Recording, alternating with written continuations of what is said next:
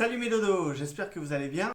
Aujourd'hui on se retrouve pour une nouvelle vidéo, et pas des moindres, j'ai une mauvaise nouvelle à vous apprendre. Salut à toi et bienvenue sur ma chaîne YouTube. Avant de visionner cette vidéo, merci de s'abonner et de cliquer sur la petite clochette en haut à droite. Bon visionnage! Pour en revenir au dodo, il faut savoir que le dodo c'est un animal emblématique de l'île Maurice. C'est un symbole carrément, c'est vraiment quelque chose d'important, c'est en gros la mascotte du pays.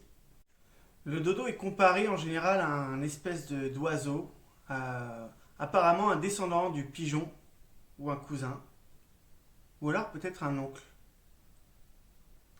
En tout cas, on dit toujours que le dodo apparemment à l'époque était trop gros pour courir, trop lourd pour voler, et également malheureusement trop maladroit pour s'enfuir. Et oui, le dodo était une espèce quand même assez imposante. Il faisait pas loin d'1 mètre. Et oui, 1 mètre quand même, c'est pas rien pour un oiseau. Et pouvait peser jusque 20 kg, voire plus de 20 kg. C'est quand même pas rien. Déjà que les goélands chez nous, ils sont plutôt balèzes. Alors imaginez ça, mais en fois 4, fois 5, fois 20, fois 1000. Non, fois 5, c'est déjà pas mal. Mes ancêtres, les dodos, oui, je suis un dodo moi aussi. Oui, j'en suis un. Ça se voit pas? Mes ancêtres les dodos ont vécu longtemps sur l'île Maurice et bien seuls, sans prédateurs. C'est la raison pour laquelle ils ne pouvaient plus voler au bout d'un moment. À force de plus voler, ils n'avaient plus l'habitude et du coup, voilà, c'est devenu limite des poules en fait. En 1505, donc l'île Maurice fut découverte par les Portugais. Et oui, le dodo, c'est fini les vacances. Ça y est, les Portugais sont là, tu vas avoir de nouveaux colocataires, donc tu vas devoir te faire à la vie des hommes. D'après les légendes, le dodo était un animal plutôt docile, plutôt sympathique. Il n'était pas peureux, il n'était pas nonchalant, et il était même limite naïf.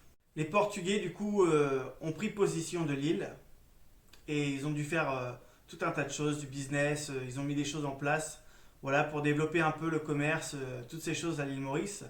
Et du coup, le dodo ne se retrouvait plus seul, malheureusement. Et ce qui veut dire aussi, c'est qu'il y a eu pas mal d'animaux qui ont été introduits à l'île Maurice avec justement les Portugais. Donc des chiens, des chats, des rats, des cochons sauvages, tout un tas de bêtes en fait. En 1598, un navigateur hollandais faisait mention pour la première fois de ce qu'il appelait l'oiseau du dégoût. Donc c'est le surnom qu'on appelait à l'époque le dodo.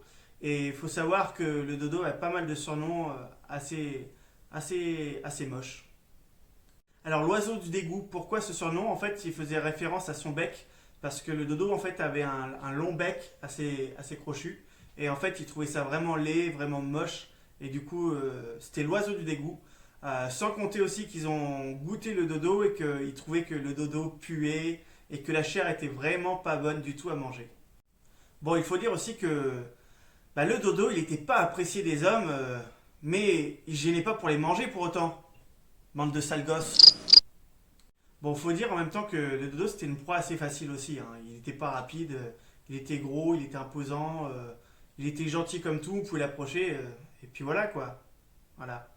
Il arriva ce qu'il arriva. Le dodo a souffert, mais dodo. Il a souffert très longtemps, pendant de longues années même. Et le gros problème dans tout ça, c'est que le dodo avait beau se reproduire, le dodo pondait un œuf. Sauf qu'il le pondait au sol. En fait, le dodo, lui, il faisait carrément son petit nid avec des feuilles de palmier. Oui. Alors, attention, il était pas bête, hein. Il prenait des feuilles de palmier, hein. Il prenait pas n'importe quoi, les feuilles d'un arbre pourri, moisi. Non, il fallait quand même des bonnes feuilles de palmier bien dodues, bien costauds. Et donc, du coup, en fait, il faisait son nid au sol carrément, à même le sol. Ce qui fait en fait que les œufs du dodo en fait pouvaient être mangés par n'importe qui à n'importe quel moment. Et c'était le cas, ça arrivait souvent que les cochons sauvages ou les chiens venaient s'amuser avec les œufs et puis forcément ça faisait un peu leur brunch. Donc pour un bébé dodo en fait pour grandir c'était des conditions vraiment difficiles à l'île Maurice depuis l'arrivée des hommes. D'après la légende, le dernier dodo est mort en 1681. Mais sachez que tout de suite, c'est faux. Parce que moi, je suis encore là. Et moi, je suis un dodo. Ok? D'après la légende, enfin, d'une des légendes, parce qu'il faut savoir qu'il y a beaucoup de légendes différentes sur les dodos, bien que les dodos aient existé réellement, j'en suis la preuve, et je suis toujours en vie, hein, ok? En fait, les Hollandais apparemment étaient des gros mangeurs de dodo. Donc, en gros, ils ont mangé toute ma famille, quoi. La reconstitution du dodo peut être vue dans plusieurs musées d'histoire naturelle, d'où celui aussi de Port-Louis. Et donc, en fait, il faut savoir que c'est un naturaliste anglais qui découvrit le squelette entier du dodo. Depuis, du coup, le dodo fut forcément extrait pour être reconstruit dans un musée d'histoire naturelle. Le dodo, malgré tout, a quand même pris sa revanche sur la vie et sur les hommes, parce qu'aujourd'hui, en fait, les dodos, on les retrouve partout. Que ça soit sur un simple t-shirt, sur une tasse, que ça soit en bijoux, que ça soit en peluche, sur des serviettes de plage, dans des restaurants. Bref, le dodo, on le retrouve partout. Ok ? Ce qui veut dire, mes amis dodo, que le dodo n'est pas vraiment mort. Voilà. C'est dit, fallait que je le dise. C'est tout. Bref, arrêtons de parler de moi. J'espère que cette vidéo vous a plu, mes dodos. J'espère que vous avez aussi compris pourquoi maintenant je vous appelle mes dodos. Et j'espère vous dire aussi à très bientôt sur ma chaîne YouTube. N'hésitez pas à vous abonner, à liker la vidéo et aussi à commenter et partager par la même occasion.